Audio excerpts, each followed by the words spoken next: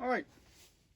I was perusing around on Facebook or online, I think it was on Facebook, and saw a comment where somebody was considering buying a new knife and liked the X2 Voyager, but didn't like the fact that you couldn't close it with one hand, which kind of struck me funny because, well, I've been carrying this same, not this same knife, but the same model for, since it came out in 1996, because I immediately loved the 5-inch blade and the curve of the handle and stuff like that. And it used to be, and somebody correct me if I'm wrong, if you're as long as the tooth or longer in the tooth than I am, I believe that the mid-lock knives were advertised that you could close them with one hand, if I recall correctly. Mid-locks came out, well, they've been around forever, of course, but at the same time, they didn't become common until, I want to say, the late 70s on some custom folders, and then into the 80s, and then they got commercially successful with Almar and Spyderco and some of the Pacific Cutlery folders. And I had the Spyderco Police model that I believe was advertised that you could open and close it with one hand. And the same thing with the Almar knives and the Pacific Cutlery knives. And, what was the other one? The Blackjack Folding Mamba. You know, the ones like that, you know, it just, I'm not trying to say that I'm an elitist or smarter than anybody else, but at the same time, I thought this was pretty much common knowledge. So you can close a mid-length or a mid-lock folder with one hand. You just got to be a little careful about how you do it. And how you do it is, if you don't know, is you use your ring finger. And you curl that ring finger up and just put pressure on that locking bar with the inside of your knuckle right in here. Press that locking bar and then just gently fold that blade up. You don't want to put pressure on the blade and then engage the lock, just like you wouldn't do with any other, locking blade knife. Put pressure on the lock bar, fold it up. And that's all there is to it.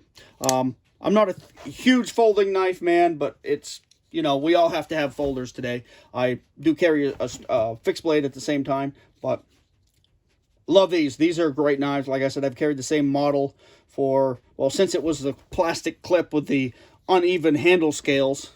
And then they came out with this one, and I probably won't get a chance to upgrade to the flat ground Voyager, which is, it should have been flat ground from the beginning, but whatever. I won't get a chance to upgrade to that because we all know what's happening with cold steel now.